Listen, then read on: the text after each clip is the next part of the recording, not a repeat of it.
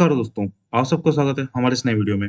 Finally European union ने उनका जो सीबैम है मतलब क्रॉस बॉर्डर एडजस्टमेंट मैकेनिज्म जो कि कार्बन प्राइसिंग का ही एक पार्ट है, उसकी डेट्स को रिलीज़ कर दिया है।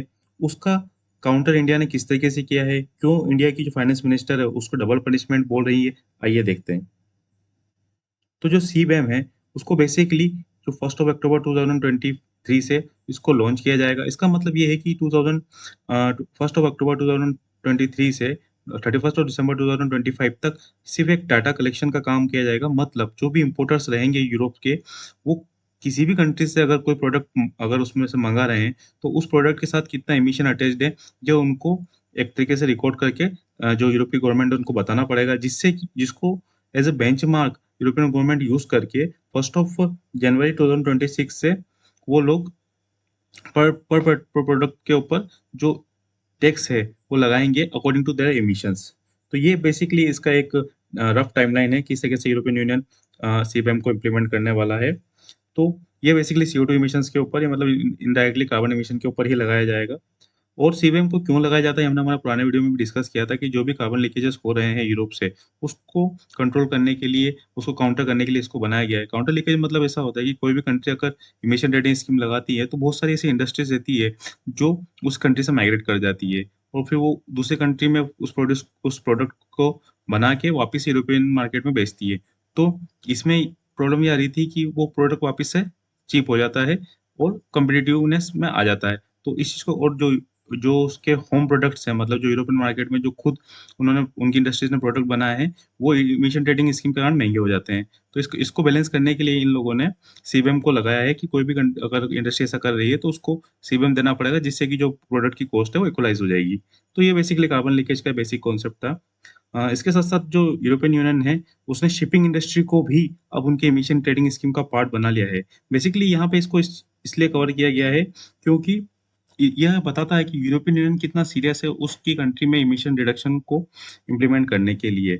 अब शिपिंग इंडस्ट्री का जो इन्होंने बताया कि किस तरीके से ये इमिशन ट्रेडिंग स्कीम का उसको पार्ट बनाएँगे। उन्होंने बताया कि जो भी इमिशन रिपोर्टेड है, उसका इनिशियली 2024 में 40% उनको कंपनसेट करना पड़ेगा, जो भी शिपिंग इंडस्ट्री है, वो पर्टिकुलर शिपिंग इंडस्ट्री है उनको। फिर उसके बाद उस 25 में उसको अप टू 70% उनके इमिशन का और 26 में 100% ऑफ इमिशन को उनको ऑफसेट करना पड़ेगा। इसके साथ ही साथ ये 1st ऑफ जनवरी 2026 से जो उनका नाइट्रस ऑक्साइड और मीथेन इमिशन है, उसको भी ये लोग इमिशन ट्रेडिंग स्कीम का पार्ट बनाने वाले हैं। मतलब जो यूरोप है, वो काफ़ी स्ट्रिक्ट एक्शन लेने वाला है, आने वाले टाइम में क्लाइमेट चेंज को लेके।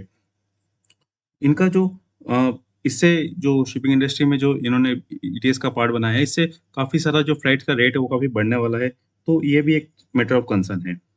हम बात करते हैं इंडिया का क्या ऑब्जर्वेशन है यूरोपियन यूनियन के इस सीबीएम के ऊपर। तो इंडिया के जो ऑफिशियल्स हैं, उनका ऐसा बोलना है कि जो यूनेप ट्रिपल सी वो अलाउ करता है कि आप इक्विवेलेंस ऑफ बोथ मतलब आप इमिशन रिडक्शन और कार्बन प्राइसिंग ये दोनों मेथड्स आप यूज़ कर सकते हैं कि अपनी कंट्री के अंदर इमिशन को कम करने के लिए। बट प्रॉब्लम क्या है ना कि जो यूरोप जो स्टेप्स ले रहा है, वो सिर्फ़ कार्बन प्राइसिंग का ले रहा है क्योंकि यहाँ पे सीबीएम के थ्रू क्या हो रहा है कि आप किसी किसी दूसरी कंट्री के प्रोडक्ट के ऊपर एक तरीके से टैक्स लगा रहे हो। तो वो खुद की कंट्री में एमिशन को कम ना करके, वो बस कार्बन प्राइसिंग वाली मेथड को यूज़ करके दूसरी कंट्री के प्रोडक्ट को महँगा कर रहा है।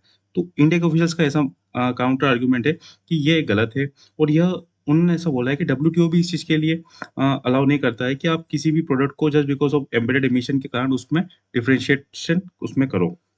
तो यूरोपियन यूनियन का ऐसा बोलना है कि हाँ, हम लोग कंसिडर करने के लिए रेडी हैं कि हम किसी भी ऐसे प्रोडक्ट के ऊपर सीबीएम नहीं लगाएँगे, जिस कंट्री में अगर यह प्रूफ किया है कि वो जो जीएसजी इमिशन रिडक्शन मेजर्स ले रहा है, किस लेवल पे यूरोपियन यूनियन जिस जिस लेवल पे ले रहा है, उसी लेवल पे वो लोग भी इमिशन रिडक्शन करने के स्टेप्स ले रहे हैं।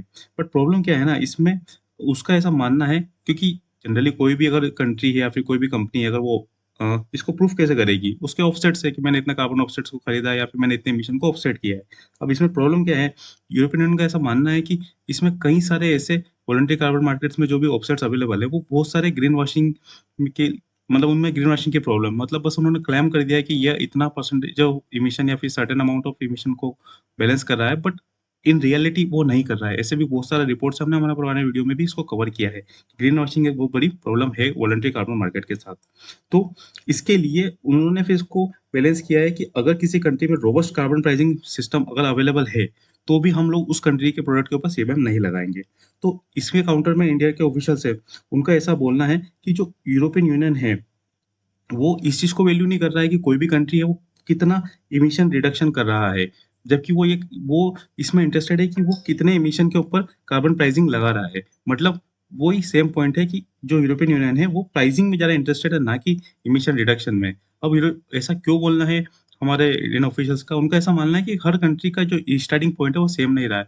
यूरोप ने जब स्टार्ट किया था, वो ऑलरेडी जो कार्बन एमिशन हुआ है मेजरली वो जो हमारा इंडस्ट्रियल फेज़ था उसी के टाइम पे हुआ है, मतलब जो यूरोप में हुआ था। तो इंडिया ने तो अभी स्टार्ट किया ग्रो होना, चाइना ने अभी स्टार्ट किया, ब्राज़ील ने अभी स्टार्ट किया, तो इनको इक्वल नहीं रखना चाहिए। तो ये सब बेसिस है इंडिया के जो यूरोपियन गवर्नमेंट का जो सीबैम है उसके अगेंस्ट। अब इंडिया की कुछ की डिमांड्स भी होगी सीबैम से। यस, इंडिया की कौन-कौन सी डिमांड है वो देखते हैं। इंडिया ने ऐसा बोला है कि हमारी जो एमएसएमई इंडस्ट्रीज़ है, मतलब माइक्रो, स्मॉल, मीडियम, उसको सीबैम से बाहर रखा जाए, क्योंकि यह इसके प्रोडक्ट बहुत मतलब कॉम्पिटिटिव होने चाहिए। कॉम्पिटिटिव अगर रहेंगे तो ही ये इंडस्ट्री सस्टेन कर पाएगी। अगर इनकी प्राइस बहुत ज़्यादा हो जाएगी तो ये इंडस्ट्री पूरी खत्म हो जाएगी इंडिया के अंदर।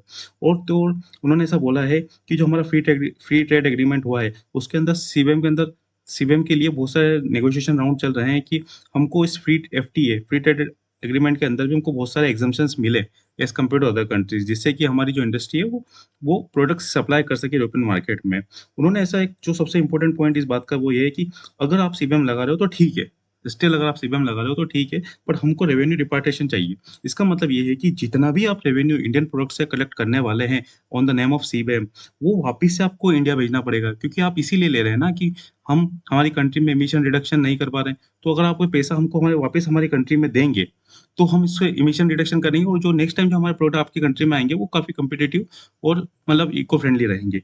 तो ये इंडिया के जो ऑफिसर्स हैं उनका काउंटर लॉजिक है कि आप ये सब पैसा कलेक्ट करके वापस आप इंडिया में दे दीजिए, उसको सेपरेटली कलेक्ट करिए।